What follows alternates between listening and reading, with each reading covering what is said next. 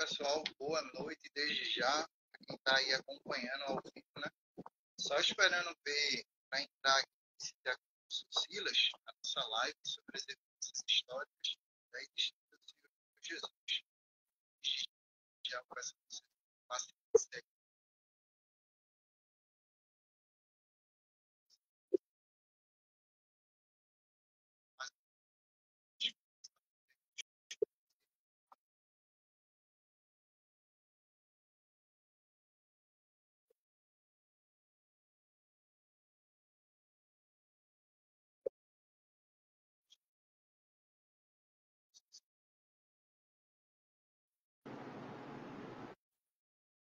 E aí, Felipe?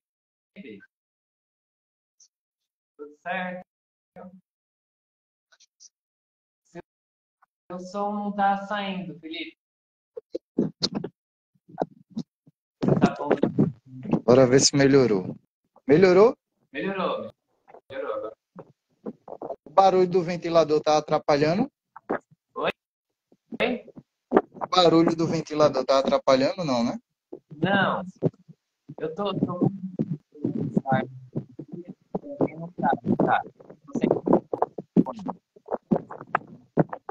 Como é? Tá saindo barulho. Eu tô ouvindo tua voz com eco.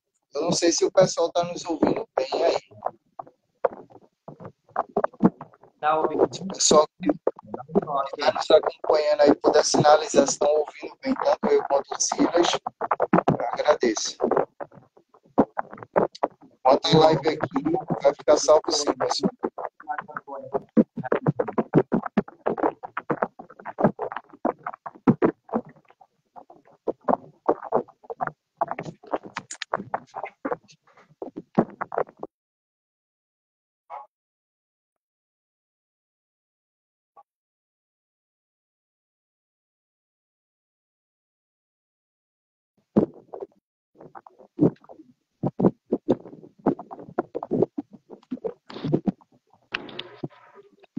Alô, tá melhor o áudio agora? Melhorou, meu irmão. Ah, legal. Bastante. Isso aí, Felipe. Como que está, meu amigo? Tudo certo? Tudo certo, meu irmão. Maravilha. Dá. Muito trabalho Agora dá pra aí. gente... Sim, sim. Com Agora, certeza. comunicação é tudo, né? Com certeza. Pelo menos o áudio tem que sair bom. Tem que estar funcionando. Desde já, pessoal, sejam bem-vindos aí. Eu peço só um feedback de vocês, se o meu áudio e o áudio de Silas está ok para vocês, se a câmera está ok, se vocês estão conseguindo nos visualizar aí e acompanhar tranquilamente para a gente poder iniciar. Aí quem está aí ao vivo já puder dar esse feedback, a gente agradece.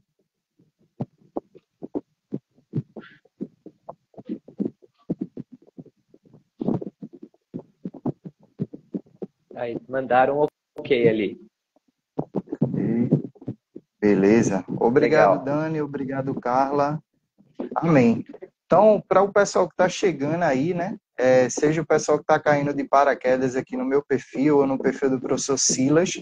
Meu nome é Felipe, sou cristão, tanto como o professor Silas aí também. Sou professor de matemática e ciências e aqui no meu perfil, para quem já me conhece, né? Compartilho bastante coisa nessas duas temáticas e também assuntos envolvendo apologética cristã, ou seja, defesa da fé cristã. E esse assunto tem tudo a ver com o que eu realizo aqui no meu perfil e também tudo a ver com o trabalho que o professor Silas já realiza aí, com seus materiais, suas aulas e tudo mais. Por isso, mais uma vez, eu convidei ele para a gente estar realizando essa live. Tanto nesse intuito apologético, de fornecer recursos, né, e evidências para fortalecer a fé dos nossos irmãos, dos nossos alunos, também das famílias que nos acompanham, como também mostrar a vocês que a nossa fé está sobre um fundamento sólido que é primeiramente a palavra de Deus, fundamento sólido também de evidências testáveis, verificáveis, plausíveis e racionais, né? Tanto científicas, históricas e por aí vai. Então, se apresenta aí, Silas, para quem está te conhecendo agora. Muito bem. Boa noite a todos, né? Boa noite, Felipe. Eu sou o Silas, do Ensinando História, né? Ficou legal, né, Felipe? Ensinando História, ensinando ciência. Com certeza, meu. Mas faz um tempo que eu converso aí com o Felipe, né? E a gente troca ideia, tá sempre mandando para mim, né, Felipe? O que o Felipe vê de interessante, ele manda para mim, a gente vai conversando. E o Felipe sempre me instigou muito, né? Bora fazer live, bora. E realmente isso tem sido bom para eu desenvolver mais, né? Porque, assim, o assunto de história é muito amplo, né? Eu não sou um especialista em cada assunto. E o Felipe, ele é um desbravador, né, Felipe? E a gente vai entrando aí junto e vamos tentar conversar aqui, assim, com aquilo que a gente já tem de base, com nossos estudos, né? Mas vamos tentar ajudar a partir do pouco conhecimento que a gente tem e que Deus, com a sua graça, vai abençoar para ser uma boa live. Amém, meu irmão, amém. Para o pessoal que tiver perguntas aí ao longo da live, como às vezes acaba passando as perguntas aqui, às vezes a gente tem uma dificuldade de visualizar, eu peço a vocês para ou deixar as perguntas para o finalzinho da live, ou mandar numa bolinha que tem aqui, uma bolinha de perguntas com interrogação. Aí podem mandar por aí que no final a gente consegue visualizar todas as perguntas sobre esse assunto, né? E assuntos correlacionados aí. E como o professor Silas disse, isso é um assunto muito importante. E é um assunto tão importante para o ensino da nossa fé, o discipulado dos nossos filhos, também a formação da cosmovisão cristã deles, como é importante para o próprio ensino, de que disciplina for, de que matéria for. Porque Sim. a fonte de toda sabedoria, a fonte de todo conhecimento e de toda ciência Sim. é justamente Jesus. E a Sim. fonte, né, o centro, o pilar de toda a história da humanidade está justamente em Cristo, tanto que a história é dividida em antes e depois de Cristo. Então agora fica a grande questão, né? Que principalmente os opositores da fé cristã, eles levantam se de fato Jesus existiu ou não, se de fato Jesus foi tudo aquilo que a gente diz que ele é, que a gente afirma que ele é, que a gente crê que de fato ele é, né? Aí fica a primeira grande pergunta aqui para a gente refletir, né? Quem de fato foi Jesus? Jesus foi isso, foi aquilo que tantos movimentos e grupos defendem hoje em dia, dizendo que Jesus fez tantas coisas, mas fica a grande pergunta agora, professor Silas. Quem de fato é Jesus? Sem dúvida. Essa é a grande pergunta que todos nós devemos responder, né? Eu vou comentar alguma coisa aqui como historiador, mas a verdade é que todo mundo vai ter que responder isso em algum momento da vida, né? Quem é Jesus? Jesus é um personagem tão marcante na história, é tão emblemático, que ele confronta a gente, né? Então, diante dele, a gente é obrigado a tomar uma decisão, né? De reconhecer aquilo que ele afirma, quem ele é, ou de negar. E a gente vai abordar um pouco os aspectos históricos disso. Mas um ponto importante aqui, que vale muito ressaltar, né? Que essa questão de Jesus Cristo, né, de quem foi ele, é muito importante para os cristãos, porque o cristianismo não é uma religião filosófica. Você não é um cristão, de fato, se você simplesmente segue os ensinamentos de Jesus e não acredita na realidade histórica do que aconteceu com ele, né? Sobretudo a questão da encarnação, morte e ressurreição. Então, o ponto central para nós não é se Jesus, a gente vai falar sobre isso, mas não é se Jesus existiu ou se ele foi um importante sábio da antiguidade. O ponto central está nesse ponto. Jesus, né, de fato, ressuscitou dentre os mortos, né? Ele é, de fato, o Filho de Deus. Então, essa é a grande questão para a gente colocar. E aí, o que a gente vai abordar ao longo da live é exatamente isso, que a gente tem evidências suficientes, né, não só baseadas numa fé espiritual, vamos dizer assim, que esse relacionamento com a pessoa de Jesus hoje, ele é importante, mas a gente tem muitas evidências para dizer que esse homem que viveu há 2000 anos, né, não só é real, como também morreu e ressuscitou, né? Então, por isso né, se fosse uma coisa totalmente sem nenhum nexo, nenhum sentido, sem nenhuma base histórica, a gente nem estaria fazendo essa live aqui. Mas o fato é que nós temos argumentos fortes para dizer, não, aquele homem que viveu há 2 anos é de fato o Filho de Deus, né? Amém, meu irmão. E só para introduzir aqui para o pessoal, né? Tanto nessa grande questão, quem de fato é Jesus, lá em João capítulo 20, versículo 30, até o versículo 31, diz, na verdade, Jesus fez diante dos seus discípulos muitos outros sinais, que não estão escritos neste livro. Estes, porém, foram registrados, ou seja, documentação histórica, para que vocês creiam que Jesus é o Cristo, o Filho de Deus, e para que, crendo, tenham vida em seu nome. Então, tudo que está registrado na Bíblia, é interessante que, justamente, como o professor Silas disse aí, a nossa fé, a nossa religião não é simplesmente filosófica, não é algo no campo das ideias, mas é algo tangível também. Tanto que a Bíblia fala sobre Israel, a Bíblia fala sobre a igreja, os apóstolos, os profetas, e principalmente toda a Bíblia converge nessa pessoa, nessa figura histórica que é o Senhor Jesus. De Gênesis até Apocalipse, todos os livros da Bíblia apontam para ele, apontam para a vinda dele, tanto a primeira vinda, né, quanto a segunda vinda, sua volta, evidenciando que ele é de fato quem ele diz ser. E quando ele se encarnou também, quando o Verbo se tornou carne, ele fez diversas declarações a respeito de si mesmo. Então é importante a gente refletir bastante sobre isso. Pode falar, professor. Não, é isso mesmo, né? Existe qual que é o questionamento, né? Assim, vamos lá, para a gente iniciar aqui. Hoje em dia, né, pouca gente vai negar que existia uma pessoa chamada Jesus.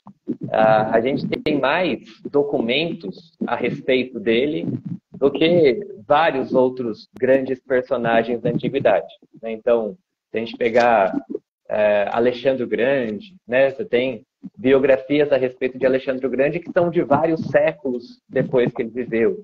E de Jesus não, é muito próximo ali. Então a gente tem, falando no mínimo aí, né, 4 grandes biografias a respeito dele, né? Tem outros escritos também, que são os chamados apócrifos, né? Mas pelo menos 4 grandes livros, né, que são os evangelhos, que tratam desse personagem de forma muito próxima dos eventos.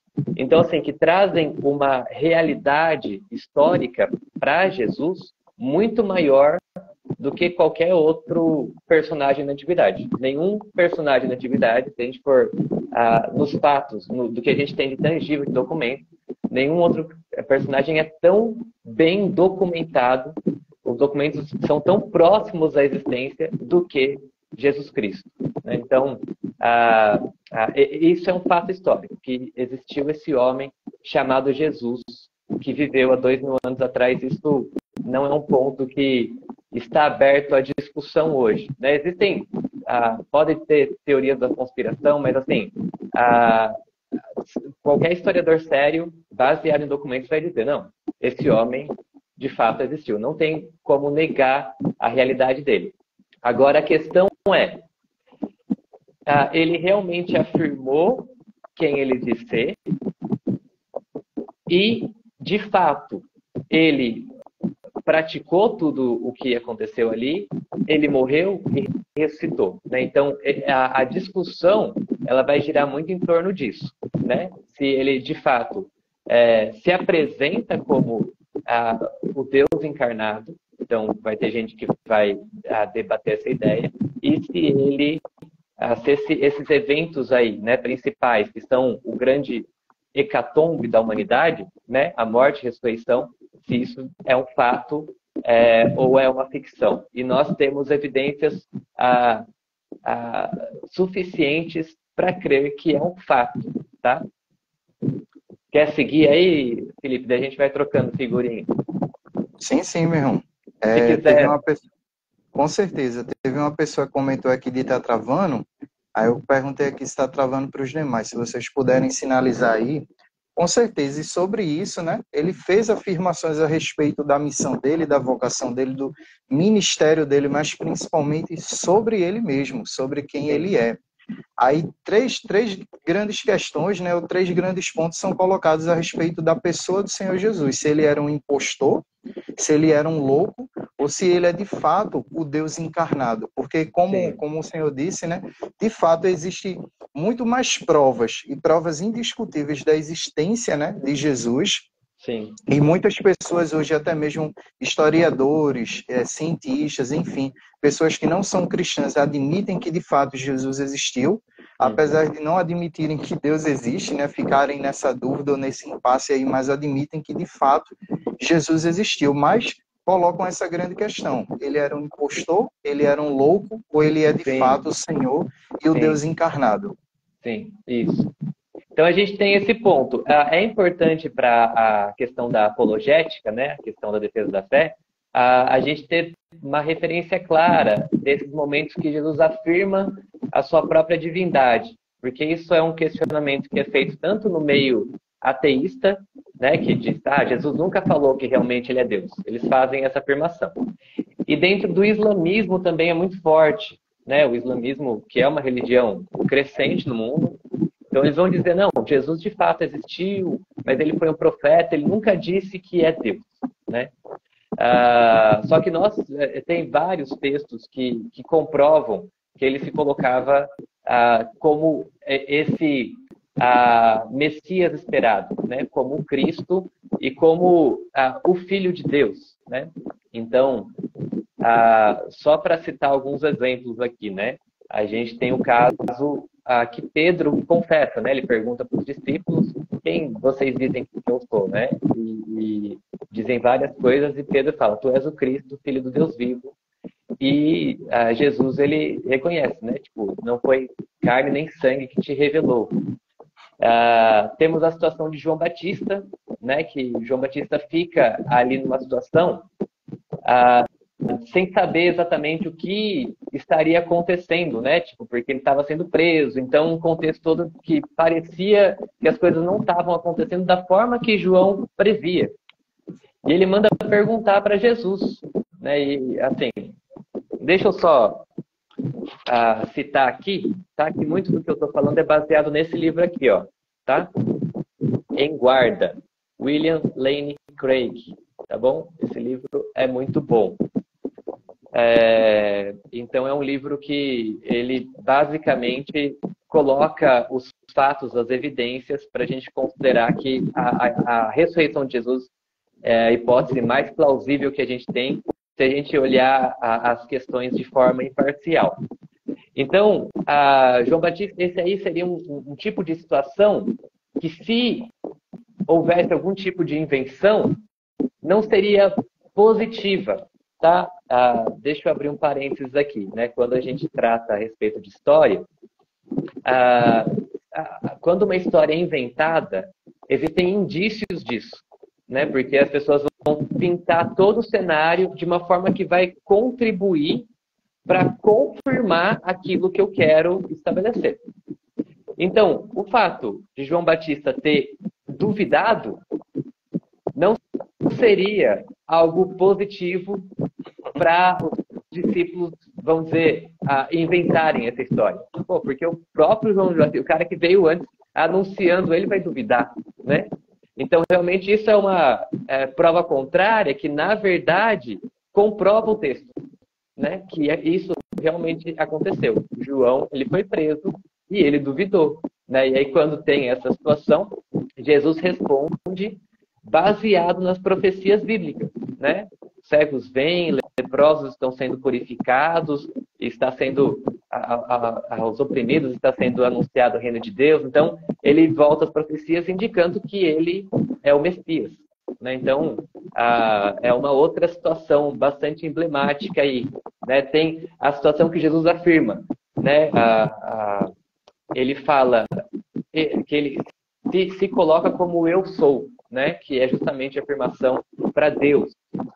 E no final, quando ele vai ser crucificado, né? Que ficam questionando, você realmente é o Filho de Deus? E ele não responde diretamente em alguns momentos, até que uma hora ele fala, eu sou, e tu verás o Filho de Deus assentado à direita do Pai, tudo ele. Então ele fala muito abertamente ali.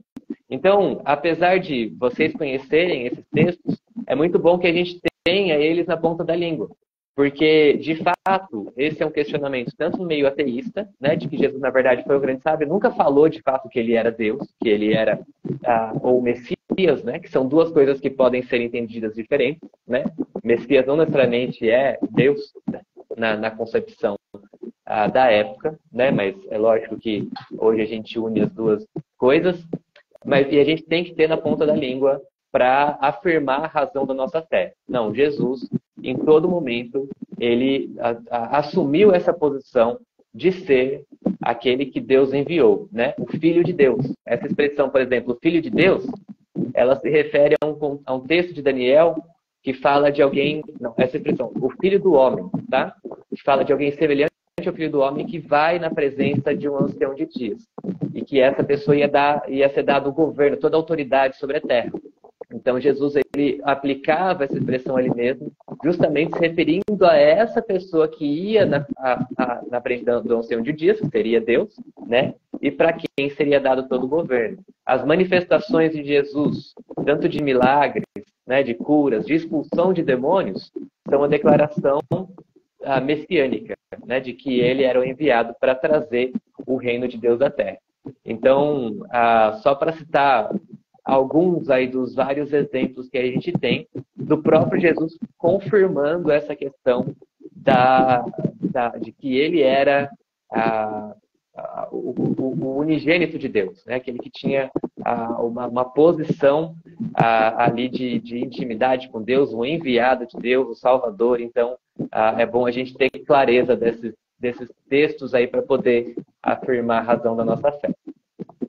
E fora que em diversos, tem até mesmo, né? A gente vê essas afirmações sendo feitas pelos profetas e apóstolos acerca da divindade dele. Uma das grandes profecias está justamente no Antigo Testamento, lá em Isaías, que é falado que ele é o Emanuel, ou seja, o próprio Sim. Deus conosco, o próprio Pai da eternidade, Exato. o Príncipe da Paz. Sim. Ou seja, esse título, Pai da eternidade, revela muita coisa. Isso. Já é dito lá, para quem já leu o livro inteiro de Isaías, vai ver que diversas profecias em Isaías falam e descrevem, né, todo o ministério de Jesus, a sua crucificação, a sua morte, a sua ressurreição também, e principalmente e especialmente a sua divindade. E quando a gente chega no Novo Testamento, a gente vê o Evangelho de João.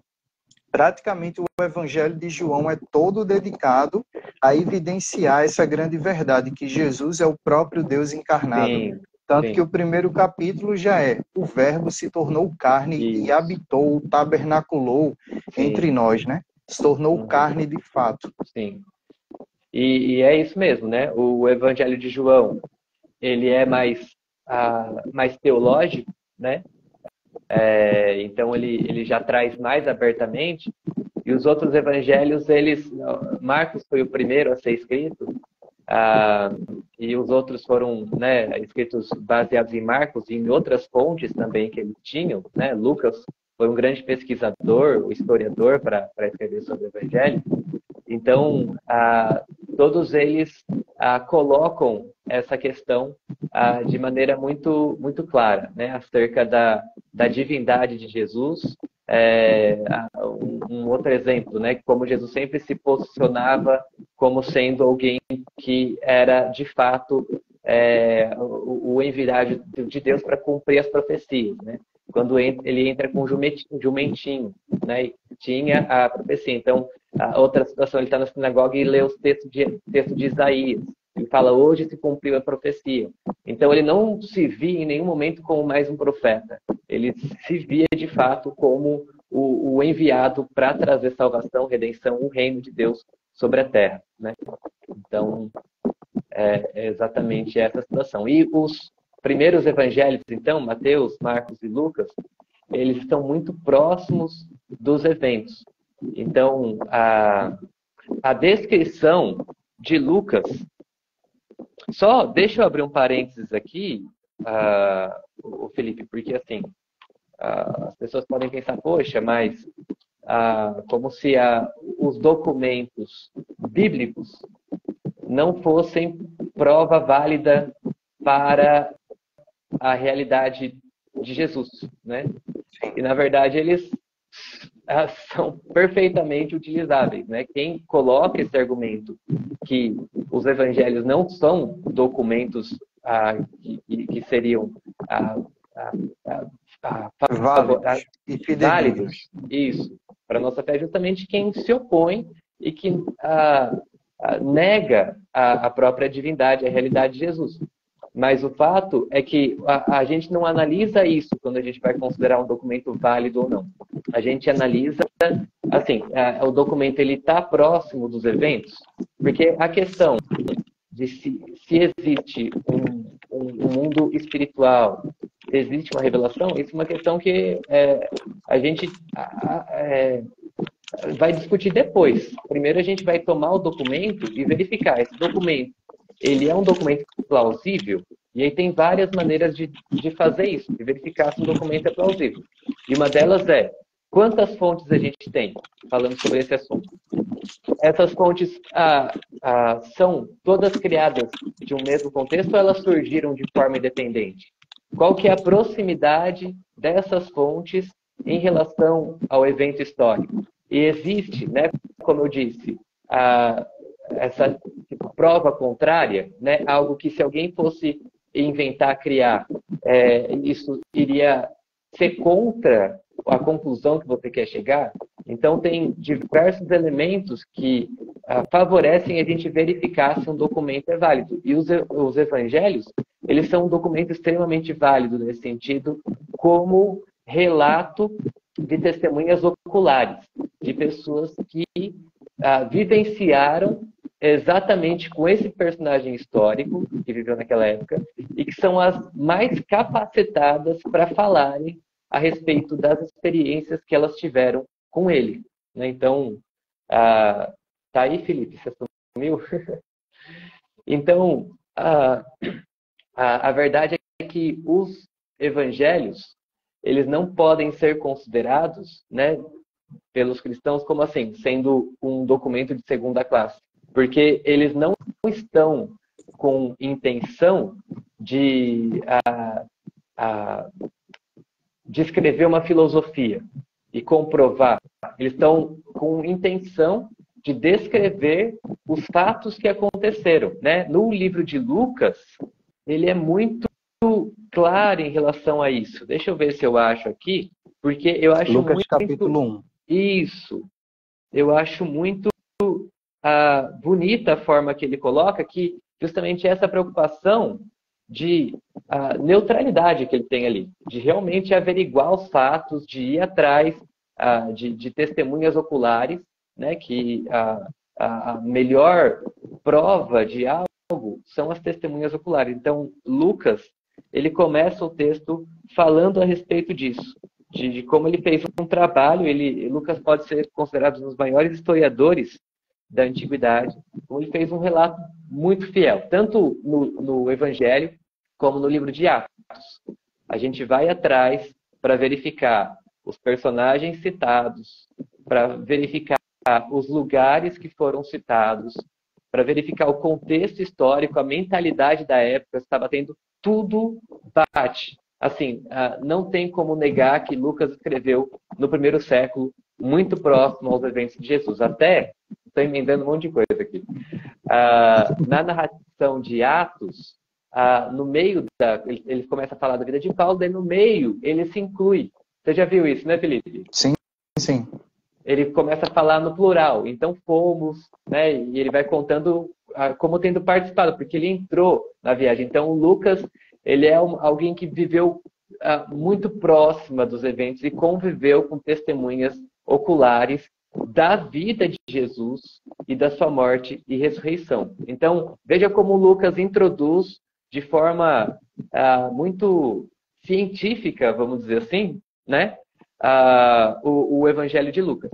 Então ele fala, visto que muitos têm empreendido uma narração coordenada dos fatos, né? Então tem muitas pessoas contando, porque foi algo muito extraordinário. Muitas pessoas estão narrando sobre isso, sobre Jesus. Esses fatos que se realizaram entre nós, transmitidos pelos que desde o princípio foram suas testemunhas oculares. Então, qual que é a minha fonte? É a testemunha ocular, as pessoas que conviveram com Jesus. Na tradição judaica, isso é muito forte, né? Então, uma pessoa, ela era condenada pelo depoimento de testemunhas. Isso para Deus é importante. Quando tem testemunhas confirmando algo, isso é muito válido, né? Então, justamente, ele vai atrás das testemunhas oculares que presenciaram, viveram com Jesus e presenciaram sua morte e ressurreição. Então, desde o princípio foram suas testemunhas oculares, ministro da palavra, pareceu adequado também a mim, excelentíssimo Teófilo, depois de investigar tudo cuidadosamente, desde o começo, escrever-te uma narrativa em ordem, para que tenha certeza da verdade das coisas em que foste instruído. Então, ele vai a detalhes, né? Ele vai e conversa com pessoas, ele vai tirando, ele vai nos lugares, ele faz o trabalho de um historiador mesmo. Foi aqui que aconteceu, nessa situação. Ele disse isso, ele vai atrás para narrar, e o livro de Lucas é de uma riqueza muito grande, porque ele faz esse trabalho mais de um especialista em história, né? O livro de Marcos, ele é muito bom porque ele é direto ao ponto, né? Ele fala sim. a narrativa ali exata do que aconteceu, pá, pá, pá. Então, o livro de Lucas, então, Marcos foi uma referência para Lucas, mas tem vários outros elementos que ele não tirou de Marcos. Ele tira de outras testemunhas oculares que viveram na época, né? Outros discípulos que ele conviveu. Então, são narrativas que surgem apesar de todas serem próximas de Jesus, no sentido de algumas décadas depois ali, né?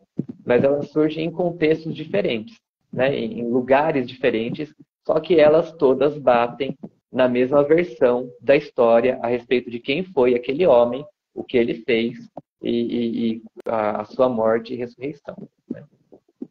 Exatamente, meu irmão. E fora que também lá em Atos, né?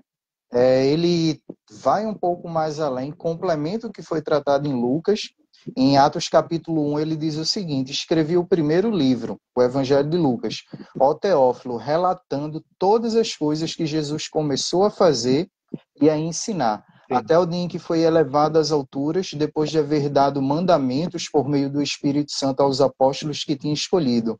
Sim. Depois de ter padecido, Jesus se apresentou vivo e a seus apóstolos com muitas provas incontestáveis, aparecendo-lhes durante 40 dias e falando das coisas relacionadas com o reino. Isso. E uma coisa interessante que tu falou, Silas, foi sobre a questão de João Batista ter duvidado. Vale destacar, pessoal, que um dos apóstolos do Senhor que andou com o Senhor duvidou do que ele disse, do que ele prometeu, teve dúvidas e só teve certeza quando pegou o dedo e colocou lá nos cravos de Jesus, para ver se de fato era Jesus, ou era uma pessoa se passando por ele, ou era um fantasma, ou era ilusão da cabeça dos apóstolos. Enfim, quando ele tocou, o que aconteceu logo em seguida? Ele se prostrou e fez a declaração de fé dele: Senhor meu e Deus meu. Mais uma vez, não somente afirmando que Jesus era seu Senhor, mas era de fato Deus encarnado também. Que tinha um corpo físico, né? E que ressuscitou com um corpo físico também. Sim. Esse é mais um dos argumentos dessa questão das provas em contrário, né? Que não faria sentido para alguém que fosse criar essa narrativa colocar que um discípulo duvidou, né? A gente tem a própria família de Jesus, né? É surpreendente, mas assim, ele tinha um discípulo, né? Ele tinha um ministério, ele fazia milagres, e os irmãos não estavam com ele, né? Duvidavam dele, né? Então, só que o que é mais interessante, que é um dos pontos aí que a gente tem fortes para embasar a ressurreição. Tiago, irmão dele, creu depois da ressurreição.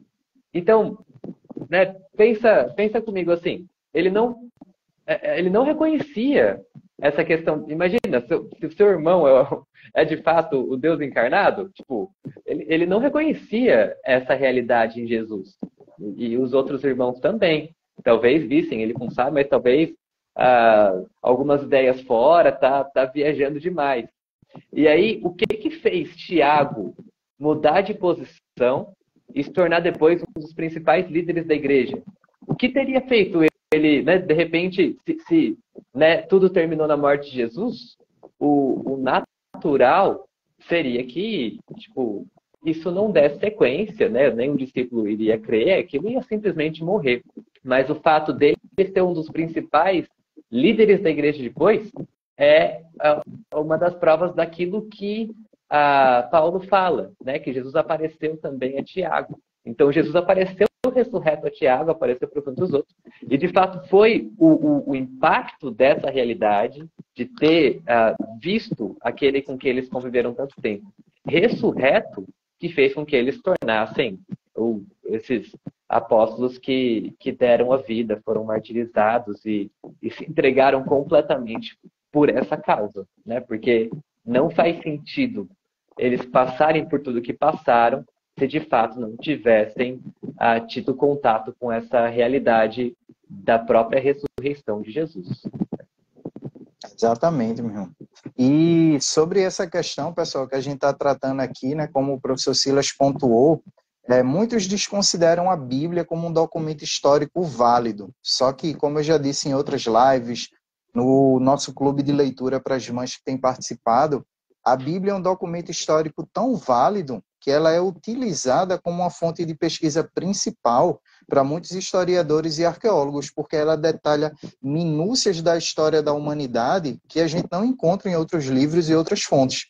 Só para vocês terem ideia. E fora que a Bíblia abrange um período de tempo muito grande, culturas muito diferentes também, apesar de estar praticamente na mesma região ali, mas conecta 3 continentes diferentes. Então vocês já pensam no tempo, nos 3 continentes diferentes, na cultura e tudo mais.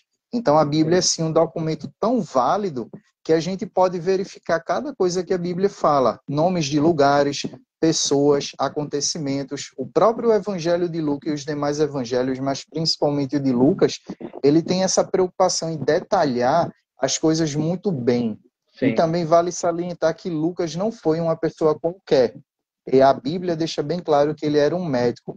Então, ele era uma pessoa altamente instruída. Por isso que a gente vê o Espírito Santo usando os dons e as habilidades de Lucas para escrever os evangelhos. A gente lê Lucas e lê o Atos dos Apóstolos e a gente vê essa riqueza de detalhes tão grande e tão profunda que tudo ali em ambos os livros e também em toda a Bíblia a gente pode verificar e fazer o passo a passo para verificar todo esse caminho, para verificar toda essa jornada também. Sim, exatamente. Se a gente for considerar seriamente um posicionamento neutro, né?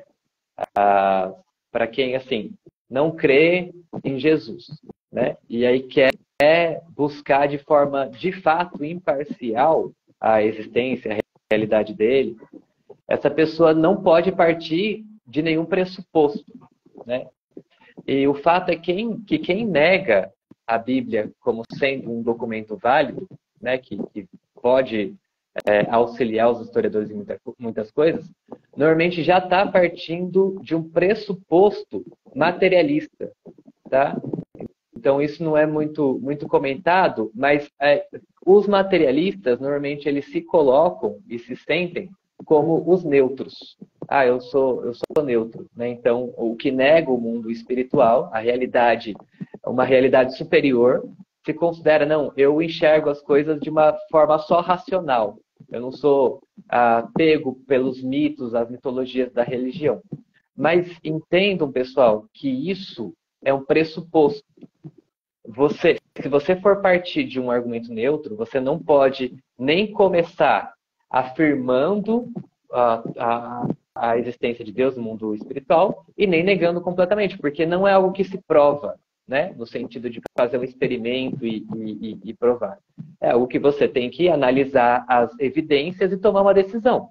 Então, se você realmente quer analisar de forma imparcial, você não pode partir do pressuposto, que é o que a maioria dos cientistas acadêmicos fazem hoje, o pressuposto de que o mundo espiritual não existe. Você não tem como provar isso e existem muitas evidências contrárias, que são argumentos fortes de que essa realidade exista. Entendem, pessoal? Estou partindo aqui de uma visão agnóstica, que não é nem se definiu já pelo evangelho e pelo cristianismo, e nem a contrária, que nega isso. Mas a questão é que se a gente for nessa linha, né, de buscar entender e ler a Bíblia, você tem que considerar aquilo que a Bíblia está afirmando, entendendo que essa realidade espiritual, ela pode existir, né? Porque se ela existe, toda a construção do argumento de quem nega a palavra, de quem nega a Bíblia, de quem nega a criação de Deus, cai por terra. Simplesmente por um pressuposto que foi colocado como base de todo um pensamento que pode estar errado, né? Sim, sim, meu irmão. Sim, sim. É isso aí. E indo aqui, pessoal, além dessa grande evidência que a Bíblia é um grande documento histórico e um documento que a gente pode utilizá-lo para estudar a história e principalmente encontrar evidências acerca da existência do Senhor Jesus, acerca de fato, né, comprovando que de fato ele existiu e que de fato ele é quem ele diz que é, a gente também tem outras evidências além da própria Bíblia, principalmente para esses, né, que questionam a Bíblia, que descartam e rejeitam a Bíblia, colocam a Bíblia de lado, infelizmente, né? Tem essa visão míope de não levar em consideração tudo que a Bíblia nos mostra e tudo que a Bíblia nos serve como um guia para investigar a história antiga. Tem os escritos de vários autores não cristãos, seja fazendo citações diretas ou mesmo citações indiretas, mas todos eles são autores não cristãos, alguns deles autores romanos, outros gregos, outros judeus que não acreditavam em Jesus como Messias e como Salvador, mas que registraram que, de fato, Jesus existiu, que, de fato, ele ensinou as coisas que ele disse, né, e que a gente vê na própria Bíblia, e também que, de fato, ele realizou milagres ou realizou sinais e proezas. Tem alguns autores que chegam até a registrar isso também. Sim, Não é, sim. professor? O Flávio Josefo é o principal, né? Que seria uma fonte extra-bíblica. Deixa eu até ler o trecho dele, porque é interessante. Então, seria alguém que não cria em Jesus, mas ele fez um registro bastante interessante da realidade desse personagem histórico, né? Então, Flávio Josefo era judeu, ele escreveu o livro História dos Judeus, que é um clássico, e falou muito também sobre a queda de Roma em 70 depois de Cristo. Então é alguém que estava no contexto, é o maior historiador ali do primeiro século, é ele. Então ele fala assim, ao Flávio José: por esse tempo surgiu Jesus, homem sábio, se é que na realidade se pode chamar de homem, né? Então tem uma pulga atrás da orelha aqui do Flávio José. Porque ele era obrador de feitos extraordinários e mestre dos homens que aceitam alegremente a verdade, que arrastou após si muitos judeus e muitos gregos. Tá? Vejam que o que Flávio José coloca sobre Jesus não vai dizer nada diferente daquilo que a Bíblia já afirma, né? Só confirma aqui, não tem nada de novo, apenas vem confirmar o que os documentos que tratam de forma mais próxima dos eventos já revelavam, né? Ele era considerado Messias, embora Pilatos, né? E aí a gente tem um dos muitos personagens que a gente tem, a citação pelo nome, o contexto histórico muito bem esclarecido, tá? Abrindo parênteses de novo, né? Porque colocam às vezes a ideia de Jesus do lado de um mito. Mas um mito, as lendas, a gente não tem justamente isso, né? As histórias do rei Arthur e os cavaleiros da Távola Redonda. Então a gente não tem referências a lugares precisos, a datas precisas, tem um monte de histórias que foram de fato sendo criadas. Agora Jesus nem teve tempo disso acontecer. Os relatos são tão próximos da vida dele que são simplesmente representações dos fatos que aconteceram, né? Então essa ideia de colocar como Jesus como mito não faz nenhum sentido, considerando que o relato sobre ele é na mesma geração que ele viveu. Então não tem tempo para você construir uma mitologia em cima desse personagem, né? Então, Flávio José coloca: embora Pilatos, por acusação dos nossos chefes, o condenasse à cruz, né? E Pilatos, na época de Tibério. Aqueles que o tinham amado desde o princípio não cessariam de proclamar que, passado o terceiro dia, apareceu-lhes novamente vivo. Né? Então, o grande testemunho do Evangelho, a grande mensagem era essa. Né? Eles não falavam, é lógico que iam ensinar também dos ensinamentos, mas a grande mensagem era essa. Aquele homem, ele se dizia Deus e ele viveu entre nós, realizou muitos prodígios, mas ele ressuscitou dos mortos. E isso é uma fonte de esperança para todos aqueles que creem nele, de que também, assim como ele, vão ressuscitar. Então, apareceu-lhes novamente vivo. Os profetas de Deus tinham respeito, dele. Ademais, até o presente, o estirpe dos cristãos, assim chamado por referência a ele, não cessou de existir. Tá? Então, um dos relatos aí extra-bíblicos que a gente tem, que reafirmam a existência desse personagem histórico que abalou o mundo. Daí tem muitos outros, né? Porque o cristianismo, ele foi se expandindo e teve muita perseguição contra os cristãos. E qual que era a base dos cristãos? A ressurreição de Jesus. Então, assim, né? Foi terrível o que aconteceu no primeiro século, porque eram homens e mulheres que simplesmente estavam dispostos a morrer das piores formas possíveis com base nessa crença que eles tinham, que foi passado pelos apóstolos, né, que viram Jesus ressurreto, e um grupo maior de pessoas que viu na ascensão dele. Então, essa crença fazia com que eles dessem a vida. Então, era algo que era muito real para todos eles, e que eles podiam conhecer a pessoa que viu Jesus ressurreto. Né? Na época, eles podiam... Paulo fala, né, que apareceu a tal, apareceu para os outros, então ele estava colocando a mão no fogo. Pode perguntar, as pessoas estão vivas ainda, vai atrás para você ver. Né? Ele apareceu para tantas pessoas, algumas já morreram, né? Ele até coloca assim, mostrando que essa realidade da ressurreição de Jesus foi testemunhada por muitos. Né? Tá sem som, Felipe. Parou aí o seu som. Desculpa, eu tinha tirado aqui. E fora que até hoje em dia essa fé continua, essa fé permanece viva, firme e forte. Para quem deseja conhecer um pouco mais sobre isso, eu recomendo que conheçam o trabalho da Missão Portas Abertas, que é um ministério que trabalha especificamente onde há perseguição à igreja cristã em todo o mundo.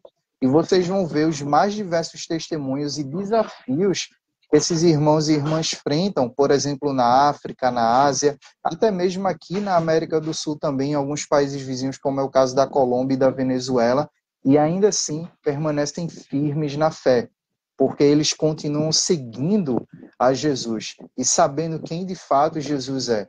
Além desse historiador que o professor Silas citou também, pessoal, tem Plínio, tem Tertuliano, tem alguns pais da igreja também que tratam também com uma profundidade não somente teológica, mas também histórica. E uma das coisas que eu fiquei pensando aqui, Silas, foi sobre a questão do direito, da justiça. A gente sabe, né, que o Império Romano teve essa grande influência na formação do sistema judiciário do mundo todo, principalmente do Ocidente. Sim. E uma das coisas que a gente vê em Atos dos Apóstolos, quando o apóstolo Paulo é acusado lá de várias coisas e tudo mais, e ele apela para César, ou seja, ele usa dos seus direitos políticos, né, dos seus direitos como um cidadão romano, e existe toda uma investigação, existe todo um processo ali. E quando a gente vai ver os relatos desses autores que não eram cristãos, como alguns autores gregos e alguns autores romanos, eles têm esse trabalho de serem minuciosos também naquilo que eles estão falando acerca de Cristo. Então, naquela época também, mesmo pessoas não cristãs, elas tinham uma preocupação em serem detalhistas e minuciosas. Então, qualquer alegação de que Jesus é um mito, de que Jesus é um personagem criado, de que Jesus não existiu, cai por terra. Porque a gente tem tanta Bíblia respaldando detalhes, até mesmo íntimos e profundos da vida de Jesus, né? Por exemplo, essas questões familiares, a questão dos discípulos, da cultura e do tempo dele, como também tem autores não cristãos relatando diversas coisas da vida dele. E também sendo minuciosos no seu relato, ainda que seja um relato breve, mas ainda assim sendo minuciosos, citando, né, em que período da história ali do Império Romano Jesus existiu. E os acontecimentos que se deram no período deles também. Tem até uma situação aqui de Tertuliano, que ele escreve o seguinte: portanto, naqueles dias em que o nome cristão começou a se tornar conhecido no mundo, Tibério, tendo ele mesmo recebido informações sobre a verdade da divindade de Cristo, trouxe a questão perante o Senado, tendo já se decidido a favor de Cristo. Então, aí, mais uma vez, essa questão do direito romano, da justiça romana, tendo essa preocupação em detalhar as informações, averiguar as coisas também. Isso. O próprio processo de como foi o julgamento de Jesus, né? A sequência dos eventos que os judeus não podiam crucificar foram. Então, assim, são muitos detalhes que a Bíblia traz, né? Os pescadores ali na Galileia, que realmente havia esse contexto. Então, se a gente não tem como tirar a história bíblica a respeito de Jesus e do livro de Atos, do contexto que está presente, está totalmente incrustado ali. Não é uma coisa que dá para você dizer que foi criada depois. Porque é tão real, né, o relato de Lucas do trajeto de viagem que eles faziam. É exatamente o trajeto que era feito na época pelos navios romanos. Então, só uma pessoa vivendo naquele contexto, no primeiro século, que ia saber tantos detalhes assim para escrever uma narrativa verídica. Então, assim, os evangelhos, o livro de Atos, eles estão totalmente presos na história. Não tem como desvincular. É uma coisa que você pode negar ou afirmar, mas você pode negar ou afirmar em relação à divindade de Jesus. Não tem como você tirar Jesus e tudo que aconteceu da realidade histórica, e inclusive a própria ressurreição. Está totalmente preso naquela realidade histórica ali. Então, a gente tem, por exemplo, a questão dos apócrifos, né, que algumas pessoas trazem. Porque tem outras histórias. Então, aí sim, a gente tem algo descontextualizado, né? Porque o que acontece? Os evangelhos, eles foram escritos nas primeiras décadas após Jesus. O último que foi escrito foi o livro de João, né? Então, estão todas no primeiro século ali. As cartas de Paulo são anteriores, inclusive, estão mais próximas do evento ainda e narram as mesmas coisas, né? A respeito do que Jesus fez, da ceia que ele tomou, da morte e ressurreição. Ele segue todas a mesma linha, apesar de serem relatos diferentes. Então, elas estão todas ali juntas com o evento, né? Bem próximo. Agora, os apócrifos vão começar a surgir só depois da segunda metade do século II depois de Cristo. Então, aí sim, já teve tempo para estabelecerem-se outras ideias, né? E havia um conflito na época, né? Que é a questão do gnosticismo, né?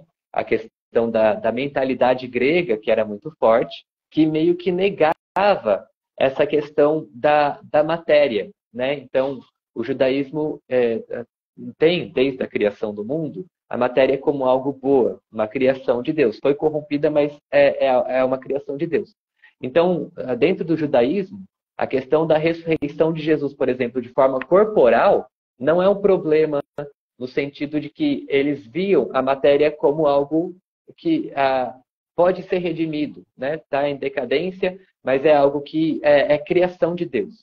Na mentalidade grega, a matéria é negativa, né? Então, isso tinha essa filosofia na Índia, entre os gregos também, ali Platão tem bastante essa ideia de que existe o mundo das ideias, né? Que é o ideal, que seria o mundo espiritual, e existe o mundo físico, e esse mundo físico necessariamente é negativo. Então, nessa mentalidade que não é cristã, né, que é grega, a ideia de Jesus ressuscitar corporalmente era muito estranha. E por isso que o gnosticismo, né, que vários pais da igreja combateram nos primeiros séculos, eles tentaram forjar essa imagem de um Jesus que ou não teria vindo em carne, né, um Deus seria contraditório nessa mentalidade que o próprio Logos, o próprio Deus encarnasse, ou que Jesus não teria de fato ressuscitado em carne, né? Então, justamente por conta dessas disputas, desse distanciamento, daquilo que realmente aconteceu historicamente ali de Jesus, que são criados outras histórias, os evangelhos apócrifos, que vão justamente trazer um engano, né? Porque para aqueles que reconhecem a existência de um mundo espiritual do mal, dentro dessa perspectiva faz todo sentido que exista um engano, né? Que justamente o inimigo trabalhe para tentar trazer ideias, filosofias que são contrárias aos fatos, ao que realmente aconteceu. Deus enviou o seu Filho ao mundo para salvar os pecadores. Ele viveu aqui nessa terra com uma pessoa de carne e osso. Ele foi libertador, fez muitos milagres, curou enfermos. Ele trazia a liberdade para os cativos das trevas, espiritualmente falando. Então, foi um impacto muito grande no mundo espiritual. Ele foi condenado injustamente, foi morto, mas ele não permaneceu morto. Ao terceiro dia, ele ressuscitou. Então, isso, para os cristãos, não é uma ideia, né? Isso é uma realidade. É uma realidade. Essa história, ela não é simplesmente uma coisa da nossa vida espiritual e da minha vida natural. Eu tenho outra visão a respeito de Jesus, né? O Felipe falou até da gente conversar o Jesus histórico, né? Que é diferente. Então, não, né? Não. Jesus, de fato, ele é uma pessoa real, né? E tudo que aconteceu ali são fatos históricos que transformaram a humanidade, né? Isso, se realmente a morte e ressurreição de Jesus aconteceu, faria todo sentido que o mundo, a partir de então, se transformasse através dos seguidores dele, né? E justamente a gente, como cristão, tem que buscar enxergar a história dessa forma. O que a encarnação de Deus trouxe de diferença para esse mundo? Sim, sim, meu irmão. E uma das coisas que eu estava pensando aqui também, Silas, foi como, se de fato, né, a existência de Jesus fosse um mito. É interessante que foi um mito muito bem elaborado, tanto no aspecto histórico quanto no aspecto teológico. Por quê? Como eu disse antes, todos os livros da Bíblia, principalmente todos os livros do Antigo Testamento, eles têm profecias muito específicas sobre o Messias, sobre aquele que lá atrás no Gênesis pisaria a cabeça da serpente e redimiria, né, salvaria toda a humanidade. E desde lá até ao longo de cada livro do Antigo Testamento é feita uma profecia ou mais profecias, como é o caso do livro do profeta Isaías, que é considerado o grande profeta messiânico, né, do Antigo Testamento, porque ele tem muitas profecias a respeito de Jesus, sobre quem é Jesus, sobre o sofrimento na cruz de Jesus e várias outras informações. São coisas tão detalhadas que quando a gente olha para cada evangelho e também para as cartas dos apóstolos, né, para os relatos deles, a gente vê que cada profecia se cumpre na vida de Jesus. Sim. E de maneira bem detalhada, a tal ponto que, inclusive, eles referenciam os Sim. acontecimentos da vida do Senhor Jesus com as profecias que foram feitas lá atrás. E até coisas que não... Para a gente, assim, numa primeira visão, poderia não ser tão claro uma profecia sobre o Messias, é destacado que era uma profecia sobre o Messias, sobre um rei humilde que viria montado no jumentinho, por exemplo, e vários outros textos que se encaixam de uma maneira perfeitamente com a vida de Jesus, mostrando o cumprimento de todas essas profecias no nascimento dele e na vinda dele. E além, pessoal, da Bíblia como documento histórico, dos escritos desses autores não cristãos, a gente também tem, como o professor Silas já pontuou aqui, o testemunho dos apóstolos e dos primeiros cristãos e dos cristãos até os nossos dias. E uma passagem que eu queria destacar aqui, professor, é 1 Coríntios 15, que Paulo vai usar todo esse capítulo para discorrer sobre a ressurreição do Senhor Jesus, né? E ela ser a grande base da nossa fé. No versículo 3 até o versículo 5, ele vai dizer o seguinte: antes de tudo, entreguei a vocês o que também recebi. E Cristo morreu pelos nossos pecados, segundo as Escrituras, e que foi sepultado e ressuscitou ao terceiro dia, segundo as Escrituras, e apareceu a Cefas e depois aos 12, ou seja, testemunhas oculares. Depois foi visto por mais de 500 irmãos de uma só vez, dos quais a maioria ainda vive, porém alguns já dormem ou já morreram, né? Depois foi visto por Tiago e mais tarde por todos os apóstolos. Por último, depois de todos, foi visto também por mim, como por um nascido fora de tempo. Então, houveram diversas e diversas testemunhas oculares, e o testemunho desses cristãos, né, desses primeiros cristãos, além dos apóstolos, reverberou através da história. Se a gente for estudar qualquer outra figura histórica, Buda, Maomé, Confúcio, qualquer líder religioso, político, científico, nenhum deles tem a relevância histórica que somente Jesus tem. Nenhum deles deixaram um legado vivo que somente Jesus deixou. Através da vida de cada cristão, esse legado vivo, né, que é a mensagem das boas novas do Evangelho, é vivida, é transmitida e é pregada. E é visivelmente vivida, né, a tal ponto que um dos apelidos ou um dos nomes que era usado como a chacota, mas que passou-se a ser adotado por nós, é justamente esse nome de cristãos, seguidores de Cristo. Exatamente. É outro ponto aí que está no início da história da igreja, que já é esse reconhecimento de que aquelas pessoas já todas criam que aquele Jesus era o Messias, né? Era o Cristo, por isso eram chamados de cristãos, porque acreditaram nisso, né? E a questão, só para a gente fechar aqui, da ressurreição de Jesus, né? Outro que, se a gente vai analisar documentalmente, a gente tem muitas evidências, né? A questão de que os relatos, eles trazem diferentes momentos da ressurreição de Jesus. Alguns falam mais ali das mulheres, né? Nem todos falam, por exemplo, dessa situação que Jesus aparece para todos os discípulos, a questão dele ter aparecido no caminho do Emaús, né? Então, assim, é interessante como são relatos diferentes, que não estão reproduzindo a mesma coisa, estão contando coisas de formas diferentes, a partir de experiências diferentes, mas que eles se conciliam no mesmo acontecimento, né?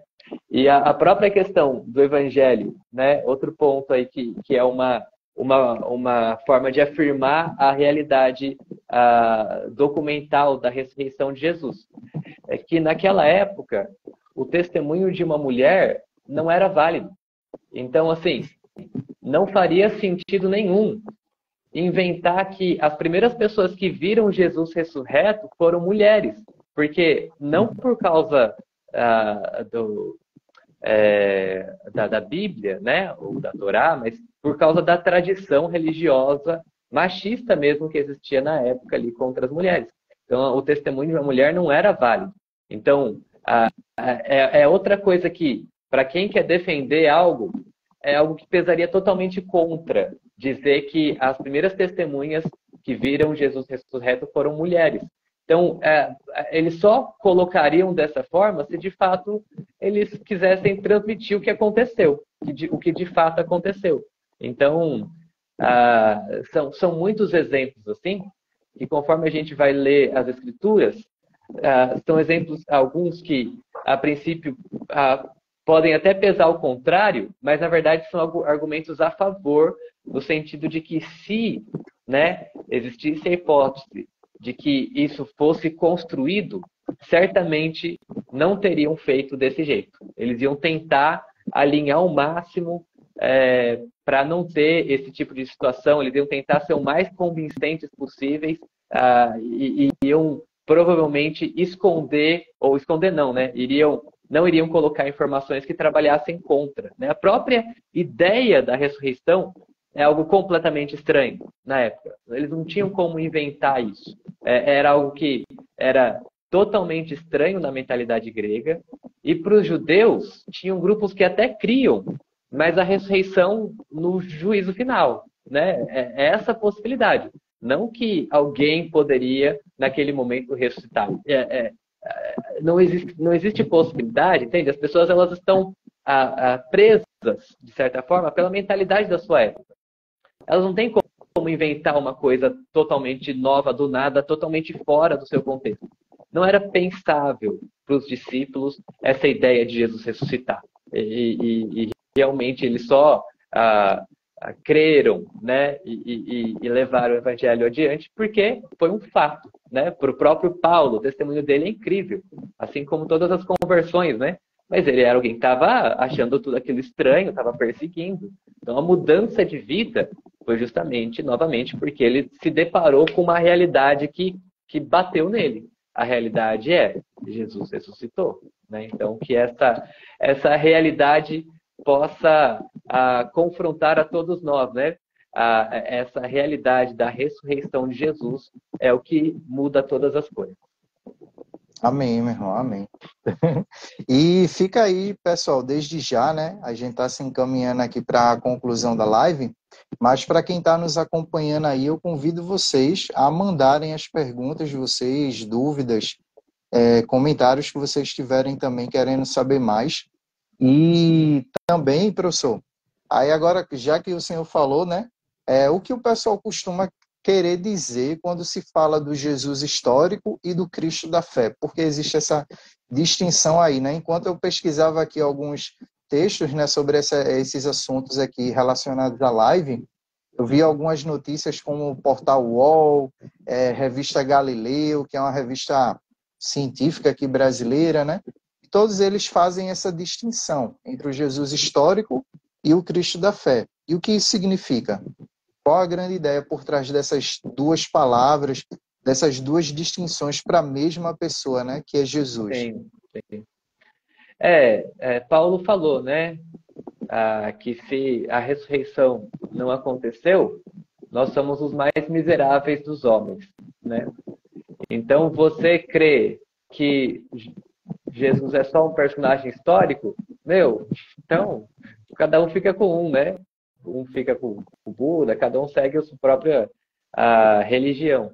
A grande diferença de Jesus é justamente que ele não foi só uma pessoa normal que viveu, né? Um ser humano de carne e osso. Ele era realmente o Filho de Deus e é isso que faz toda a diferença. Essa questão de desvincular as duas coisas na verdade, o caminho ali do secularismo, né? Infelizmente, muitas pessoas estão na igreja e não sei de que forma, mas assim, conseguem fazer essa separação. Então, eu vou na igreja, ali eu creio em meu Jesus, tudo, mas assim, quando eu vou estudar, aí eu vou ter uma visão mais racional a respeito da história, uma visão mais racional a respeito das origens, né? Então, a verdade é que a Bíblia não dá essa permissão para desvincular as duas coisas. O Jesus histórico é o mesmo Jesus espiritual que a gente adora. Então,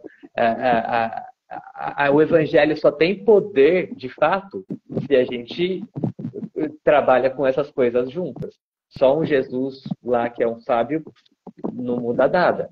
E você ter esse Jesus que é só, né, tipo, alguém que você busca quando precisa, mas não crê nele como realidade, também é algo que rouba completamente o poder do Evangelho. Sim, sim. E, assim, para o pessoal aí que vê esses relatos, né, e principalmente é questionado dessa forma, com as pessoas tentando tratar Jesus como se fosse um simples homem sábio, parem para pensar que tem muitos homens, grandes homens da história da humanidade que a gente pode considerar como homens sábios, mas ainda assim, nenhum deles ressuscitou, nenhum deles deixou o legado que Jesus deixou, né, de discípulos se multiplicando por todo o mundo e levando a mensagem dele adiante, e principalmente nenhum deles transformou a vida das pessoas de maneira significativa e realmente patente, né, aos nossos olhos. O que a gente vê através da experiência dentro das nossas igrejas? É a vida das mais diversas pessoas com os mais diversos problemas e acontecimentos em sua vida sendo transformados pelo poder do Evangelho. Não é uma simples ideologia, não é um simples movimento político.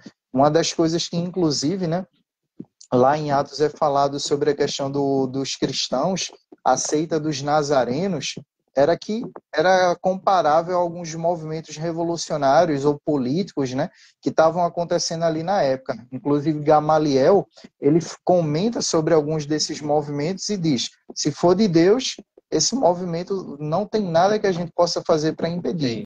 Já se não for de Deus, esse movimento vai se extinguir por ele mesmo, como foram tais e tais movimentos. Só o que a gente viu é que o cristianismo cresceu e perdura Sim, até hoje. sim, E fora que todas aquelas pessoas que, governos, filósofos, enfim, que se levantam contra a mensagem de Cristo, que se levantam contra a igreja, é importante a gente se lembrar das palavras do Senhor Jesus, que ele é de fato o Senhor, porque as palavras que ele disse, a gente vê se cumprindo. Uma das coisas bem interessantes que ele disse foi que as portas do inferno não prevalecerão contra a igreja.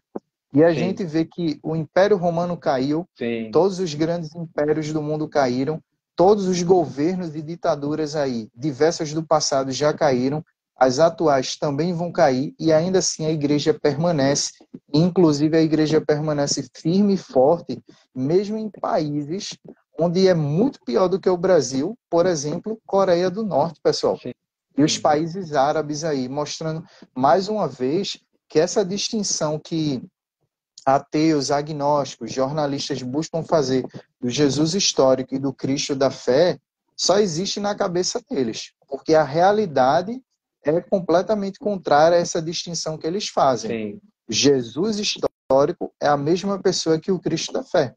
sim, As profecias e as palavras que ele disse, a gente vê se cumprindo até hoje também. sim. Então é importante a gente pensar nisso aí. Pode Isso. falar, professor. Não, acho que é exatamente isso, né? A tendência do movimento, desde o movimento iluminista, né, que é o mundo secular hoje, né? É simplesmente dizer assim, vocês que são religiosos, vocês que creem, não têm, não podem entrar na discussão, porque vocês já estão partindo de um pressuposto que é religioso. Então, isso é muito problemático, porque cria-se essa ideia de que existe esse campo neutro, né, que as pessoas podem falar a partir dali, e quem tem uma posição, né, que seria basicamente, né, que reconhece a existência de um mundo espiritual, né, que não fecha essa porta completamente, é colocado completamente de fora da discussão como, tipo, qualquer argumento, qualquer coisa que a gente fale não é válida, né?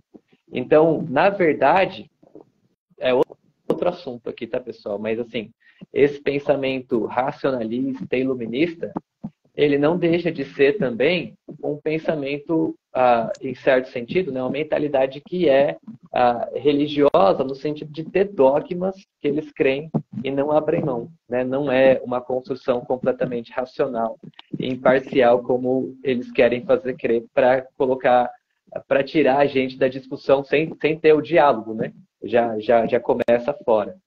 Então, de fato, esse é um dos pontos que a gente tem que lutar contra isso, né? Que a nossa crença, ela é racional, ela é válida, ela tem embasamento histórico e a gente pode justamente conversar e discutir a respeito disso e sermos convincentes, né?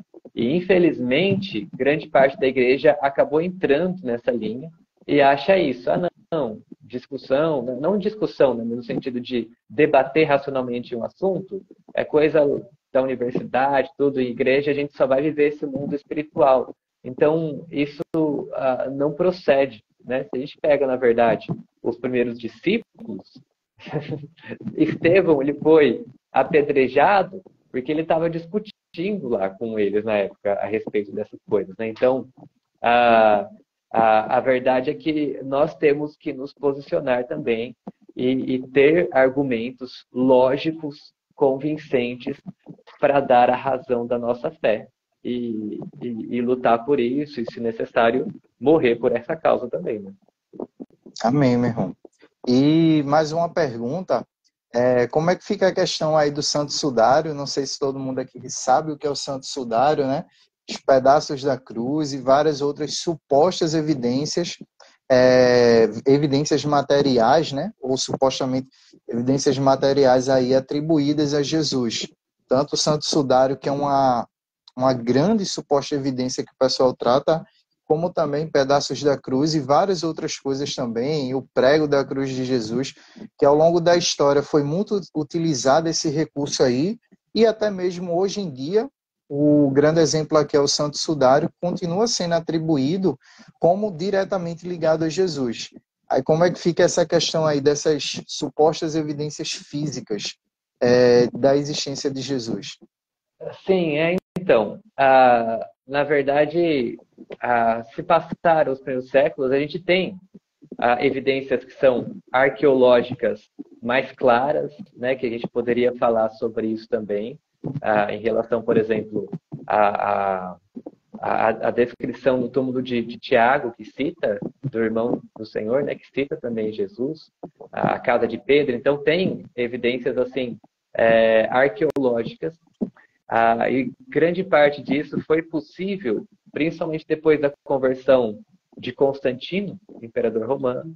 A mãe dele, que era cristã, viajou lá para a Terra Santa e reconheceu alguns pontos ali que até hoje tem igrejas. Então, tem muitos lugares em que aconteceram os eventos bíblicos que existe uma possibilidade, probabilidade de ter sido ali realmente porque houve uma preservação de algumas tradições.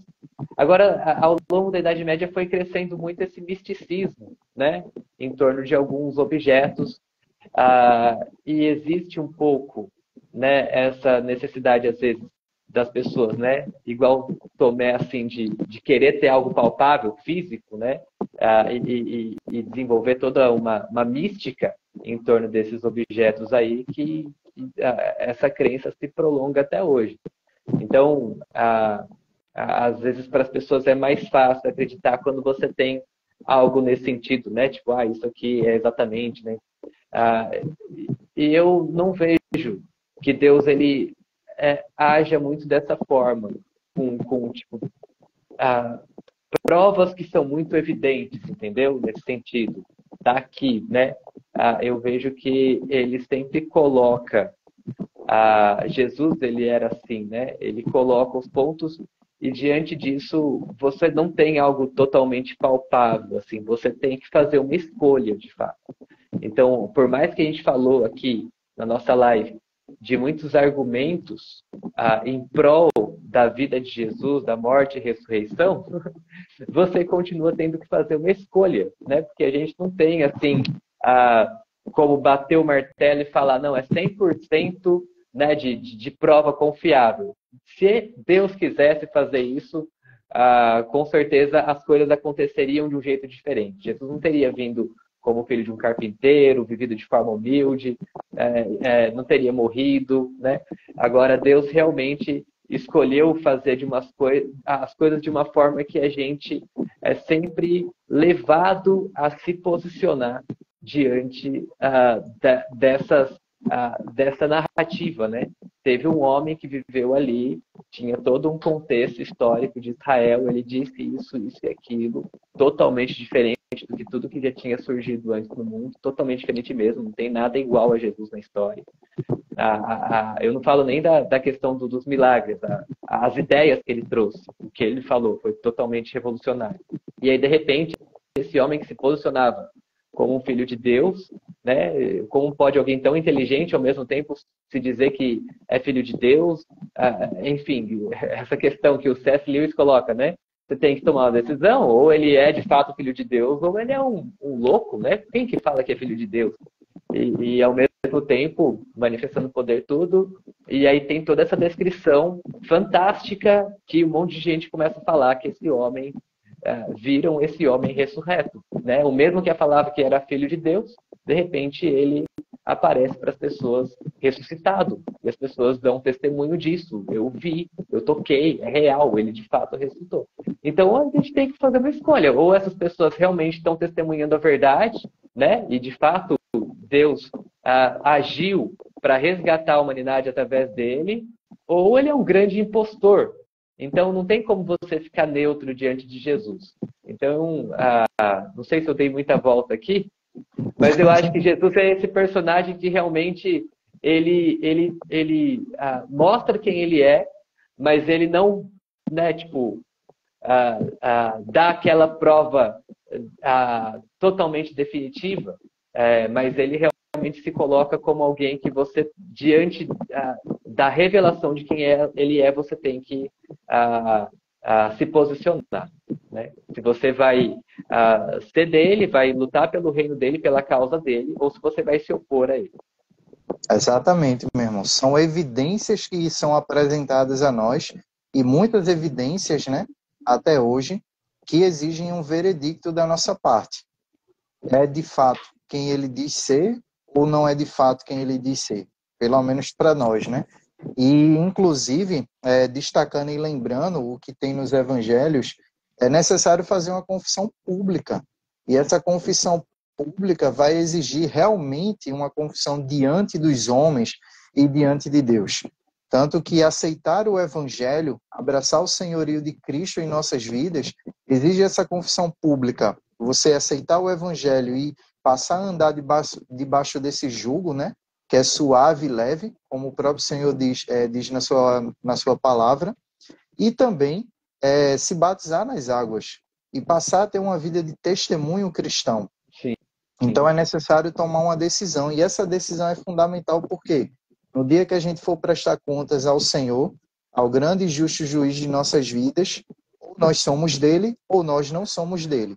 Ou nós abraçamos e recebemos o seu Filho e a sua palavra, ou nós não o recebemos. Ou nós cremos que de fato ele é Senhor e Deus, verdadeiro e único, ou não cremos que ele é o que ele diz ser, de fato o que ele é. Sim. Então é necessário tomar uma decisão, é necessário tomar um veredicto. Então, para aqueles aí que estão, porventura, ouvindo essa nossa live aqui, ainda não são cristãos, ainda estão aprendendo sobre a fé cristã, estão lendo algo a respeito, estão pesquisando, saibam que se vocês forem pesquisar essas evidências, inclusive, né, uma das coisas muito boas, Silas, que nós cristãos podemos dizer é, se você duvida da nossa fé, se você duvida da Bíblia, venha e investigue. Cai aqui, ó, para dentro e corre atrás. Sim. Puxa as evidências. A Bíblia diz, tanto no Antigo Testamento quanto no Novo, provai e vede que o Senhor é bom. Provai, ou seja, vão atrás, julguem, verifiquem, investiguem, que vocês vão ver que de fato o Senhor é quem ele diz que é. Inclusive, já caminhando aqui para algumas dicas e recomendações que eu deixo para vocês, eu deixo a indicação do filme Em Defesa de Cristo, que relata a história de um ex-ateu que, por conta da esposa dele ter se convertido ao Evangelho, não sei se tu já assististe esse filme, Silas, é bem interessante e é baseado... Ainda não? Assiste que tu vai gostar. É um filme baseado na história real, né, de um casal que se converteu ao Evangelho. Primeiro foi a esposa dele.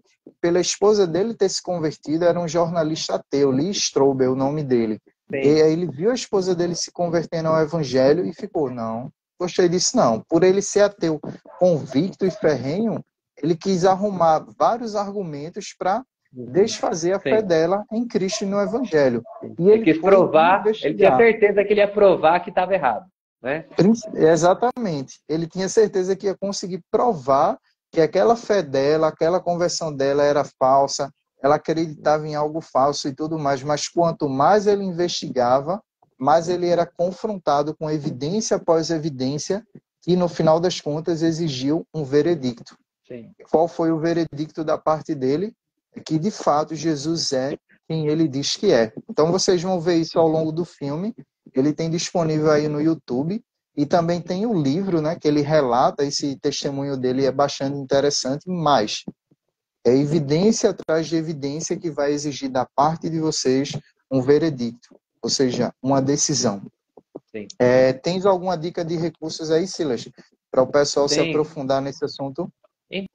Então, o principal é esse aqui. Ó, esse livro, eu lembro quando eu era adolescente, aí a minha mãe viu de um líder da Jocum aqui em Campinas, a indicação de 2 livros. Esse, Em Guarda, William Lane Craig, né? Tem muitos vídeos dele no YouTube, ele é um dos maiores apologistas da fé de hoje em dia.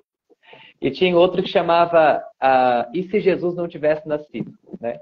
Esse livro, E se Jesus não tivesse nascido, na verdade é o que deu start para o trabalho que eu faço até hoje.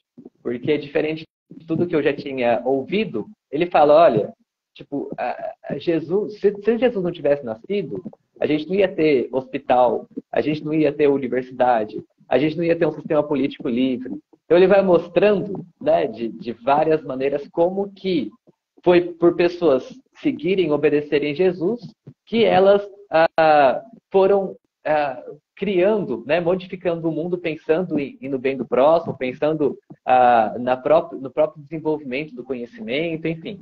Então ele vai relatar muitos exemplos disso e eu acho o máximo isso. É algo que na verdade, o meu grande propósito é escrever mais sobre isso, né? Falar sobre isso. E esse outro livro, Em Guarda, ele é ótimo porque ele é um livro de apologética, tá? Então, apologética é a defesa da fé. É a capacidade de você usar a argumentação para defender aquilo que você crê. Então, assim, tem vários pontos que geram debates e ele vai trazer, olha, se a pessoa coloca esse argumento, então isso aqui, na verdade, está falso, porque ele colocou uma falácia aqui. Aí a resposta que você poderia contrapor é essa. Então tem vários assuntos diferentes, como, por exemplo, a existência de Deus, que ele vai trazendo e Em Guarda é isso. Tipo, se prepara para lutar em defesa da fé. Essa é a ideia. E ele tem 2 capítulos no final, que justamente ele vai buscar provar essa questão da historicidade de Jesus. Então, são 2 capítulos justamente sobre isso, e é o que eu li agora de pouco para poder fazer a live com vocês. Que é um capítulo que fala quem foi Jesus e Jesus ressuscitou dos mortos, tá? Os capítulos 8 e 9, cara, muito bem argumentado. E aqui outro livro, do Rodrigo Silva, Escavando a Verdade, que ele vai trazer algumas informações arqueológicas em relação a personagens citados ali na Bíblia, que realmente, né, existem provas arqueológicas de que os lugares existiram, as pessoas são reais, tudo isso. Sim, sim, meu irmão. Excelentes indicações aí, salientando, né, pessoal? Tem os materiais aí do professor Silas também, para quem quiser estudar a história, né, dentro da cosmovisão cristã e também levando em consideração a verdade.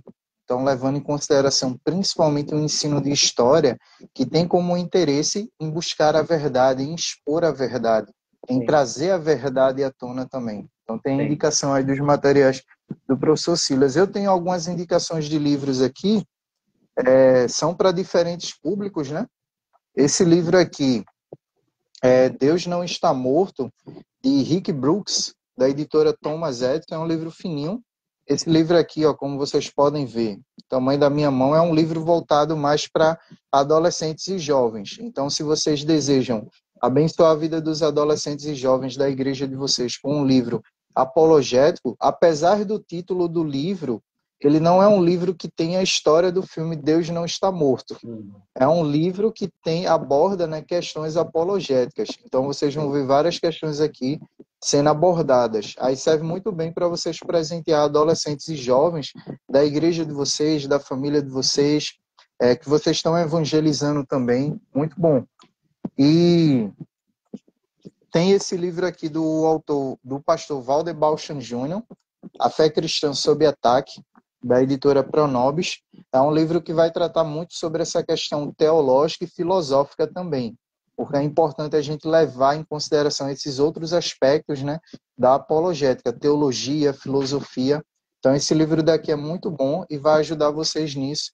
E eu indico especialmente para quem é universitário ou acadêmico. Vale muito a pena aqui. 2 recursos que vão abordar essas questões arqueológicas e históricas. Tem esse daqui, Guia para Entender a Vida de Jesus. Aí vai tratar sobre várias questões envolvendo a cultura, geografia e história, como, por exemplo, Jesus nasceu mesmo de uma virgem, porque ele tinha de morrer crucificado, e tudo que vocês que saber sobre o Filho de Deus. Então vai encontrar várias indicações.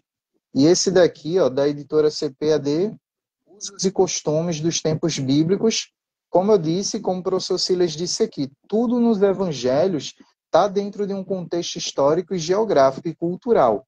E tudo ali é verificável. Dá para a gente verificar a questão de moedas, sistema político, cultura da época, tudo. E os evangelhos que relatam a vida do nosso Senhor são bem detalhados e bem minuciosos. Minuciosos praticamente ao extremo, né? Quando o professor Silas falou aqui da questão do testemunho das mulheres, é interessante que assim que elas foram testemunhar lá os apóstolos da ressurreição de Jesus, eles meio que desconsideraram já de imediato. Praticamente Sim. já rejeitaram, não levaram em consideração. Não, ela está só dizendo aí o que está dizendo. Não aconteceu, não. E só passaram a acreditar quando de fato viram o Senhor, né? Então é interessante isso. E por último, a indicação dessa Bíblia de Estudo. Está meio gasta aqui, porque está sendo usada, obviamente, mas é a Bíblia de Estudo Arqueológica. Tinha o título aqui, mas apagou. Deixa eu ver se tem um título aqui por dentro. Aqui, ó, melhorou. Bíblia de Estudo Arqueológica NVI.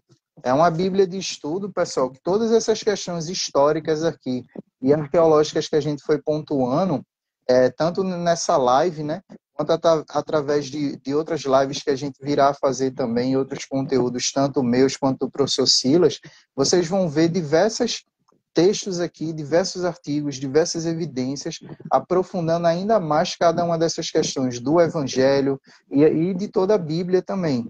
E, por último, fica a indicação de vocês visitarem o Museu de Arqueologia Bíblica, que foi inaugurado aí, próximo de onde o professor Silas mora. Primeiro Sim. Museu de Arqueologia Bíblica da América Latina, né, se não me engano, e Sim. daqui do Brasil. Então, para vocês terem contato com diversas evidências aí que respaldam o relato bíblico e mostram que a Bíblia é um documento histórico válido e necessário de ser estudado por cristãos e não cristãos também. Então, palavras de agradecimento aí, considerações, professor. Valeu, Felipe, muito obrigado aí por me incentivar aí, né, para a gente gravar a live. Tem outra aí no gatilho, né? Vamos ver se a gente faz logo também. O Felipe está me instigando a fazer uma sobre a Era do Gelo. Bater um papo sobre o assunto, que é outro que é muito importante também. Mas é basicamente isso, pessoal. Assim, na questão do cristianismo, né? É fundamental a gente conseguir ir atrás e se embasar na história. Né? Por isso que é tão importante o trabalho do próprio Rodrigo Silva, né? Eu citei o livro, a gente citou o museu sendo inaugurado, porque é isso, né? A verdade é que a gente não está falando de mitos, né? Não dá para confundir, não tem nada a ver o que a Bíblia narra com a mitologia grega. Apesar de acusarem a gente disso, são duas narrativas completamente diferentes. A Bíblia realmente se propõe a narrar uma história que aconteceu, a fatos, né, históricos. Então, quanto mais a gente consegue perceber isso, tá? No sentido de que isso não é uma ideia, não é uma ficção, isso é uma realidade, mas isso fortalece a nossa fé. De fato a narração de algo que está acontecendo, que continua acontecendo, que a gente faz parte disso e que Deus vai concretizar. Né? Então, que Deus possa abençoar vocês nesse sentido para cada vez mais se firmar na realidade de quem Ele revelou que Ele é. Obrigado, pessoal, também, para todos que permaneceram aí. E é isso. Fica outra oportunidade, a gente continua conversando aí. Valeu, Felipe. Amém, meu irmão. Eu agradeço aí por ter aceitado esse convite. Como já foi dado o spoiler aí, a próxima live, né, que traremos aqui para vocês, e que eu até coloquei em enquete, bastante gente aí, em torno de 65 pessoas disseram que querem essa live. Então, se vocês voltaram, a gente vai se organizar aqui para realizar. Vai ser justamente uma live sobre a Era do Gelo, envolvendo tanto a temática científica quanto histórica também sobre esse assunto aí. Então, desde já, eu agradeço a cada família aqui presente e representada que acompanhou a nossa live. Já vai estar disponível lá no meu canal no YouTube No demais, qualquer dúvida, pessoal, sobre esse assunto, podem procurar eu, professor Silas, principalmente o professor Silas aí, tem bastante conteúdo, né, e profundidade nesse assunto para ajudar vocês também. Que Deus o abençoe, meu irmão, e que Deus abençoe vocês também, pessoal. E até a próxima live. Tchau, Valeu, tchau. Felipe. Tchau, tchau, pessoal.